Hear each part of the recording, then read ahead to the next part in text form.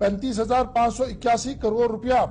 Budget central assistance union budget के अंदर देने की बात कही गई और 9,000 करोड़ रुपया रिवाइज्ड एस्टिमेट के तौर पर करंट फाइनेंशियल फिजिकल में दिखाया गया है। और मरकजी वजीर खजाना ने जब बजट पेश किया तो यह साफ किया कि Jammu Kashmir on the top of the agenda रहेगा। ताहम टैक्स स्लैब में बड़ी तब्दीली लाई गई है, जिसके बाद मिला जुला रद्द-ए-अमल जो है वो देखने को मिल रहा है। हुकूमत की तरफ से यह कहा गया है कि यह बजट इंतहाई अहम बजट है, क्योंकि इसमें हर एक को, हर फिक्र को अपने साथ लेने की कोशिश की गई है और हर तरफ से इस पर काम किया गया है। ताहम हिज़्ब इख्तिलाफ अपने तरीके से नाला ही नजर आए। बजट की टेक्निकलिटीज को थोड़ा सा समझने की कोशिश करेंगे और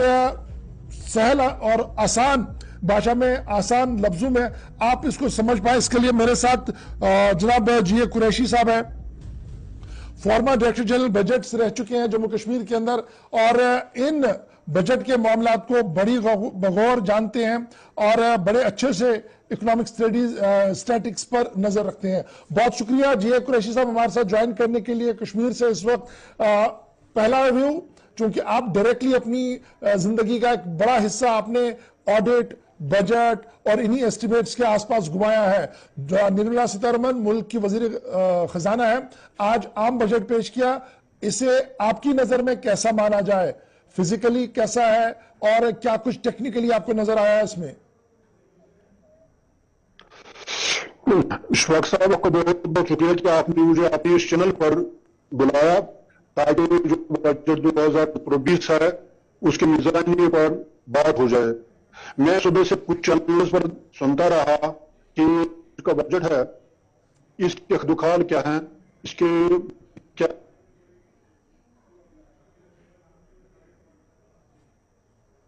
तक ये इसको किस हद तक वो कामयाब कर सकेंगे, ये वो अहदा हासिल कर देंगे। लेकिन सबसे पहले मैं ये आपसे ये शेयर करना चाहता हूं कि पहले हम ये जो आज का बजट है 2024-20 का, इसका मजमूई हुजूम कितना है, क्योंकि सुबह से सारे नाज़रीन ये बेकअप होंगे सुनने के लिए इसका हजम कितना है और इसका बेकअप कितना है। सुनते तो हम बहुत रहे कि इसकी पॉलिसी क्या है, आरएनबी में क्या है, इंक्लूजन है, लेकिन जो इसका मेजर ब्रेकअप है रेवेन्यू एंड कैपिटल एक्सपेंडिचर का, वो हमें बहुत मालूम है और हमें नाज़रीन पहुंचाना चाहिए। हमारे जो 24-24 का बजट है, तकमील जात हैं वो 45,000 करोड़ होंगे, 45 लाख करोड़ होंगे। तो जो एक्सपेंड बजट होगा इस नए साल का 2024-20 का, इसमें जो हमारी एक्सपेंडिचर होगी वो 45 लाख करोड़ और साथ ही साथ इसमें जो इंटरेस्ट पेमेंट्स हैं वो 10 लाख के करीब, 10 लाख करोड़ के करीब बराबर है और ग्रांट्स के एड हैं वो 1,69,988 करोड़ है। और अब जो हमारा जो कैपिटल एक्सपेंडिचर है जो वो बढ़ गया है वो 10 लाख करोड़ के करीब है। अगर आप इसमें सरसरी निगाह डालेंगे तो देखेंगे कि जो माजी के 10 सालों में बजट हुए उसके बरक्स इस साल रेवेन्यू एक्सपेंडिचर कोई ज्यादा नहीं बढ़ा है, सिर्फ पिछले साल की नस्बत हमारी टोटल रेवेन्यू एक्सपेंडिचर है उसकी 1% करीब बढ़ी है। और कैपिटल बजट है जो वाकई तरक्की की बजट होता है, जो मनसूब पर, जो पॉलिसीज पर, जो प्रोजेक्ट्स पर, जो फलाही स्कीमों खर्च होता है, इसमें करीबन 34% इंक्रीज हुआ है। यह पिछले साल हमारा जो टैक्स बजट था वो 7,28,274 करोड़ का, इस साल ये 10 लाख और 961 करोड़, यानी कैपिटल बजट में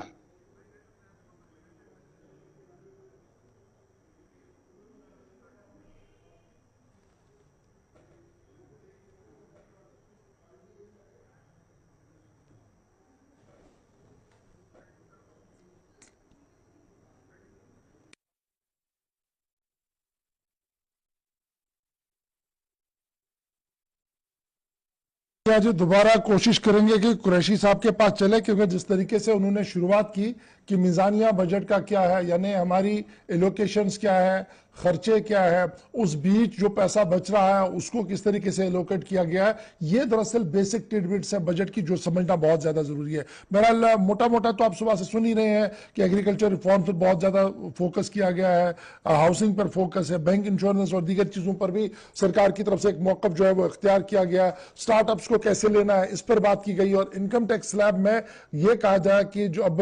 रिबिट जो लिमिट जो इंक्रीज कर दी गई है जी 5 लाख से 7 लाख के, और 3 लाख तक अब कोई टैक्स आपको नहीं देना होगा इनकम टैक्स। 3 से 6 लाख तक अगर आपके पास है तो 5 लाख रुपए आपको 5% देना होगा, और 6 लाख से 9 लाख अगर है तो 10% आपको टैक्स जो है वो देना होगा। इसी तरीके से टैक्सिंग के मामले में 9 लाख से 12 लाख की आमदनी पर अब आपको 15% टैक्स देना होगा, और इसी तरीके से 12 से 15% में 20% टैक्स के दायरे में आप आ रहे हैं, और 15 से ऊपर अगर आप जा रहे हैं तो 30%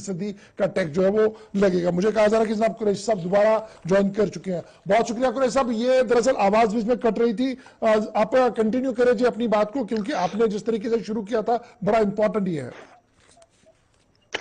तो मैं आपसे ये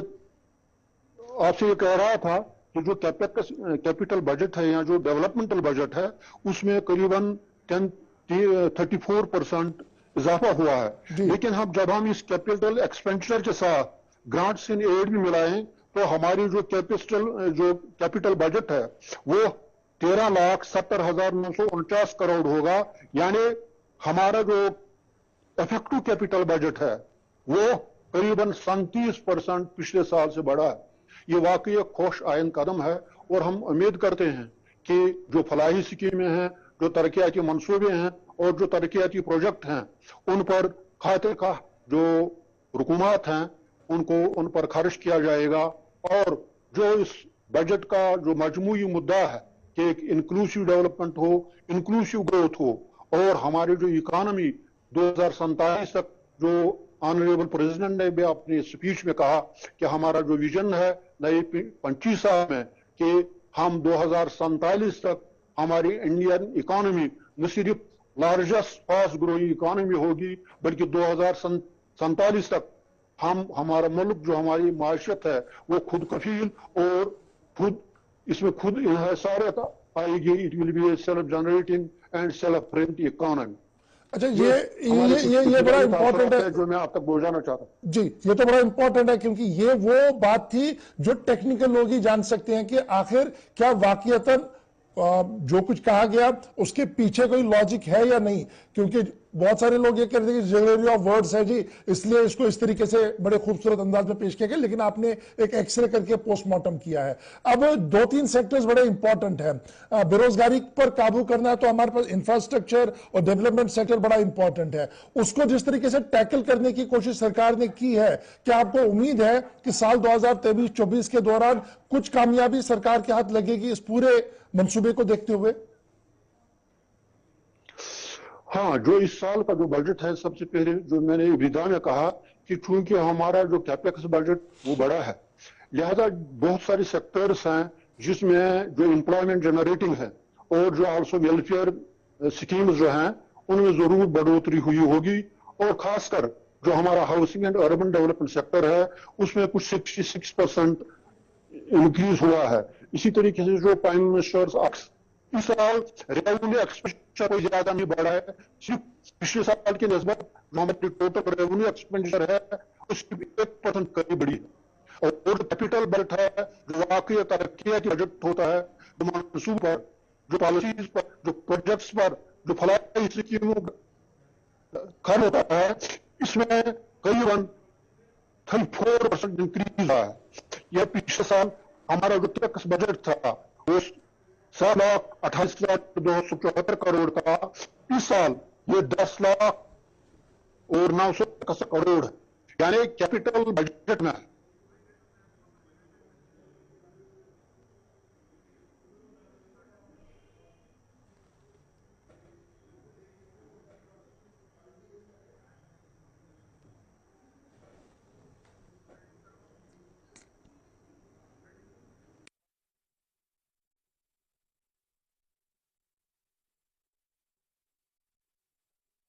अच्छा जी, दोबारा कोशिश करेंगे कि कुरैशी साहब के पास चले, क्योंकि जिस तरीके से उन्होंने शुरुआत की कि मिजानिया बजट का क्या है, यानी हमारी एलोकेशंस क्या है, खर्चे क्या है, उस बीच जो पैसा बच रहा है उसको किस तरीके से एलोकेट किया गया है, ये दरअसल बेसिक टिडबिट्स है बजट की जो समझना बहुत ज्यादा जरूरी है। बहरहाल मोटा मोटा तो आप सुबह से सुन ही रहे हैं कि एग्रीकल्चर रिफॉर्म पर बहुत ज्यादा फोकस किया गया है, हाउसिंग पर फोकस है, बैंक इंश्योरेंस और दीगर चीजों पर भी सरकार की तरफ से एक मौकफ जो है वो इख्तियार किया गया है, स्टार्टअप्स को कैसे लेना है इस पर बात की गई, और इनकम टैक्स स्लैब में यह कहा जाए कि जो अब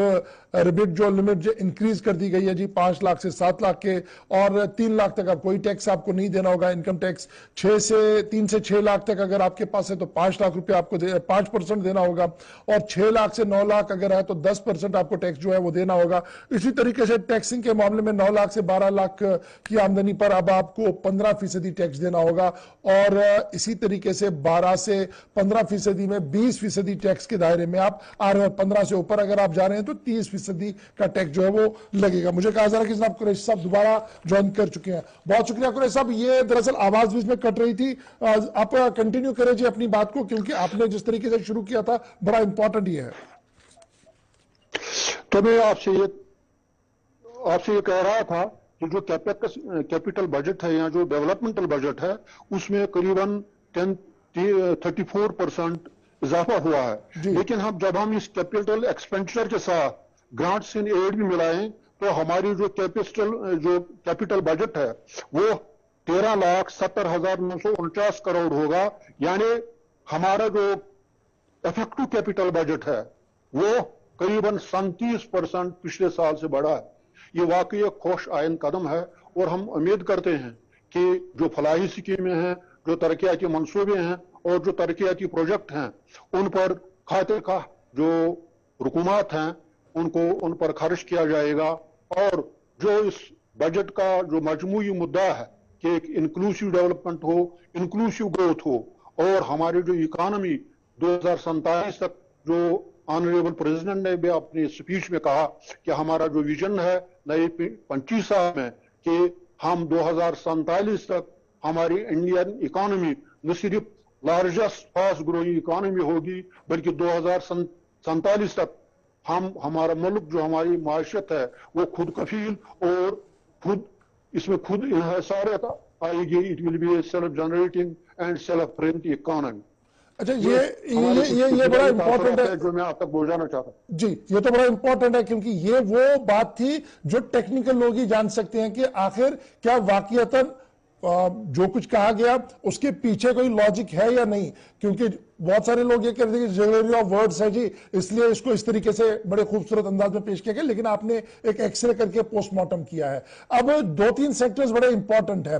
बेरोजगारी पर काबू करना है तो हमारे पास इंफ्रास्ट्रक्चर और डेवलपमेंट सेक्टर बड़ा इंपॉर्टेंट है, उसको जिस तरीके से टैकल करने की कोशिश सरकार ने की है, क्या आपको उम्मीद है कि साल 2023-24 के दौरान कुछ कामयाबी सरकार के हाथ लगेगी इस पूरे मंसूबे को देखते हुए?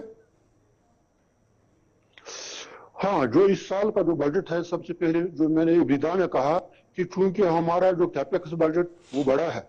लिहाजा बहुत सारे सेक्टर्स हैं जिसमें जो एम्प्लॉयमेंट जनरेटिंग है और जो आल्सो वेलफेयर स्कीम्स जो हैं उनमें जरूर बढ़ोतरी हुई होगी, और खासकर जो हमारा housing and urban development sector है उसमें कुछ 66% इंक्रीज हुआ है। इसी तरीके से जो प्राइम मिनिस्टर्स आवास योजना है उसमें भी काफी इजाफा हुआ है 63% के करीब, और अब इसकी एलोकेशन करीब 79,000 करोड़ होगी। इसी तरीके से जो गरीब कल्याण प्रोग्राम है उसमें भी काफी बढ़ोतरी हो गई है, वो 2 लाख करोड़ तक बढ़ाया गया है। एग्रीकल्चर और जो अलाइड सेक्टर्स हैं, जो एग्रीकल्चर एंड फैमिली वेलफेयर है, उसमें भी 1.25 लाख करोड़ की एलोकेशन रखी गई है। इसी तरीके से रूरल डेवलपमेंट के सेक्टर की जो एलोकेशन है वो 1.6 करोड़ रखी गई है। हालांकि हम तवक्का करते थे कि मनरेगा का जो एलोकेशन है वो बढ़ेगा, लेकिन तवक्कात के बरक्स उसमें कोई बढ़ोतरी नहीं हुई है। ये एक पॉइंट है जो मुझे लगता है थोड़ा सा मायूस कुन भी है। अच्छा, क्योंकि हमारी रूरल इकोनॉमी में नरेगा का बहुत अहम रोल रहा। बिल्कुल कुरैशी साहब, बड़ा इंपॉर्टेंट ये है जी, आम लोगों को क्या है इस बजट में जिससे आम लोगों को लगे कि हाँ यार ये चीजें हैं जी जो मेरे लिए है, ये फायदेमंद है मेरे लिए और सरकार ने मेरे लिए कोई मंसूबा खींचा है। हाँ, ये बजट में जो फाइनेंस साहिबा ने कहा कि एक तो जो आम आदमी है उनके लिए फूड सिक्योरिटी का जो इनकी पॉलिसी है वो बरकरार रहे, और जो फूड सब्सिडी है जिससे आदमी को, आम आदमी को भी इससे फायदा मिलता है, उसमें उन्होंने 1.97 करोड़ सब्सिडी रही है। इसी तरीके हमारा जो ये मुल्क है और जो माशरा है ज्यादातर ये ज़रूरी शोबे से वाबस्ता है जी। और फर्टिलाइजर्स के लिए उन्होंने जो सब्सिडी रखी है वो 1.75 लाख करोड़ रखी है। यानी जिन शोबजात के साथ हमारी बहुत कसीर आबादी वाबस्ता है उनके लिए उन्होंने कोई राहत रखी है। इसी तरीके से जो मिडिल इनकम ग्रुप हमारा है उनको इनकम टैक्स की छूट दी गई है, इनकम स्लैब बढ़ गया है, 2.5 लाख से 3 लाख हो गया है और 7 लाख कोई इनकम टैक्स रिबेट है लगता है। और जो इसी तरीके से जो दूसरा इसमें जो जीएसटी कलेक्शन है वो बढ़ गई है। हम समझते हैं कि ओवरऑल जो टैक्स में जो उन्होंने उनमें कमी की है इनकम टैक्स स्लैब में, तो और जो गरीब कल्याण आवास जो योजना है उसकी एलोकेशन भी बहुत बढ़ गई है, उसमें कई 66% एनहांसमेंट उन्होंने इस साल के लिए रखी है। लिहाजा हम समझते हैं कि आम आदमी को या मिडिल क्लास जो है उनको जरूर किसी न किसी तरीके से राहत पहुंचेगी जिसकी तवक्को की जाती है। अच्छा, ताजिर, चूंकि पूरे मुल्क के ताजिरों की जब मैं बात करूं और फिर जम्मू कश्मीर के जाविये से जब मैं बात करूं, क्योंकि जम्मू कश्मीर में थोड़ी देर में आपके साथ गुफ्तगू शुरू करूंगा, ताजिरों के हवाले से वो जो एक्सपेक्टेशन लेवल होती है कि जनाब हमारे टैक्स डिडक्शन हो जाएगी, टैक्स को थोड़ा सा रिबेट मिलेगा, थोड़ी सी कमी होगी, कुछ मुराद मिलेंगे, कुछ सब्सिडियां मिलेंगी, वो आज मुझे ज्यादा नजर नहीं आया। मुझे नजर नहीं आया वाकईतन उतना बड़ा नहीं है जो कॉर्पोरेट हमेशा कहते थे कि कॉर्पोरेट बजट है जी। क्या आज भी कॉर्पोरेट बजट है या आज कुछ और है? ये हम तो क्योंकि बजट का सरसरी जायजा ही हम पेश कर रहे हैं, अभी ये इब्तदाई तासुरात हैं। मैंने सारी सेक्टोरल स्कीम जो है इनका स्कीमेटिक ब्रेकअप है या उसका जो सेक्टोरल जो इसकी ये ब्रेकअप है वो सारा का सारा मैं नहीं दे सका। अलबत्ता जितना मैंने अभी तक जो एजाद शुमार मेरे पास आए मुख्तलिफ चैनल्स के साथ, उसमें समझता हूं कि इंडस्ट्री को भी थोड़ा बहुत रिलीफ दिया गया है। लेकिन जहां तक जम्मू कश्मीर का ताल्लुक है, हालांकि फाइनेंस मिनिस्टर ने अपने बजट में ये दावा भी किया है, ये कमिटमेंट भी किया है कि जो जम्मू कश्मीर है, लद्दाख है या जो नॉर्थ ईस्टर्न स्टेट्स है वो हमारे टॉप मोस्ट कंसिडरेशन पर रहेगी। क्योंकि एक पॉलिसी जो उनकी थी reaching to the last mile, उसका यही है जो शेड्यूल कास्ट हैं या जो शेड्यूल ट्राइब लोग हैं उनके जो कंसर्न्स हैं, उनके जो मसाइल हैं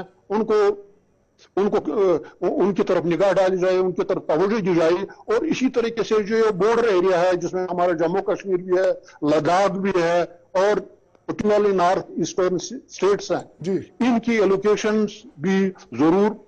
बड़ी है, लेकिन वो इनके जब स्टेट बजट्स पेश होंगे उसमें उनके तफासिल होंगे। कोई साहब, चूंकि स्टेट बजट्स की बात हुई, हमारा बजट तो दिल्ली में ही पेश होना है, निर्मला सीतारमण साहिबा ने डिटेल बजट रखना है। लेकिन आज दो बातें बड़ी इंपॉर्टेंट है जिसकी मैं वजाहत चाहूंगा ताकि जम्मू कश्मीर के नाजरीन को हमें पता लगे कि क्या मिला है। 35,581 करोड़ रुपया सेंट्रल असिस्टेंस होगी जी यूनियन बजट में। आम आदमी को कैसे मैं समझा पाऊं या आप समझा पाए, क्या है ये, इसका मतलब क्या यह बजट टोटल आउटले है या यह बजट का एक हिस्सा है? हाँ, ये समझो ये असल में हमारा यही बजट होगा 35,000 नहीं, ये उसका एक्चुअली ये उसका एक हिस्सा है। असल में अगर हम देखेंगे, अगर मुझे अपना हाफिजा साथ देगा, पिछले साल का जम्मू कश्मीर का बजट था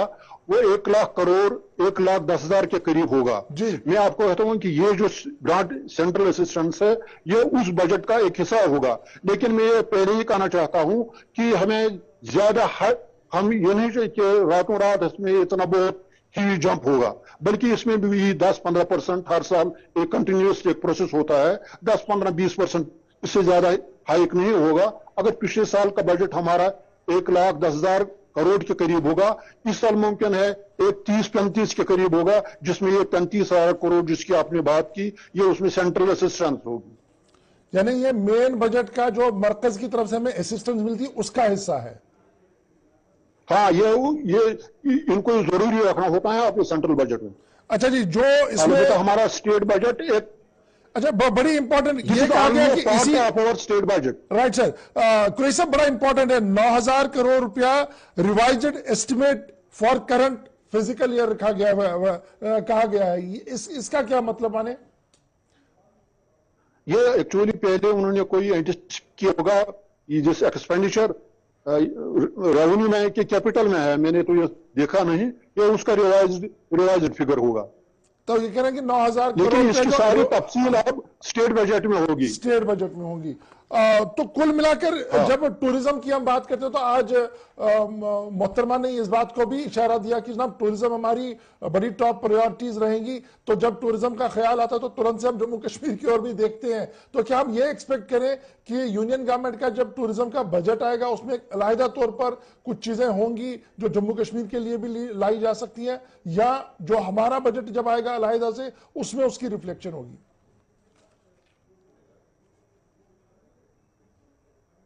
लगता है राब्ता मुनक़ता हो गया जी। बहुत बहुत शुक्रिया जी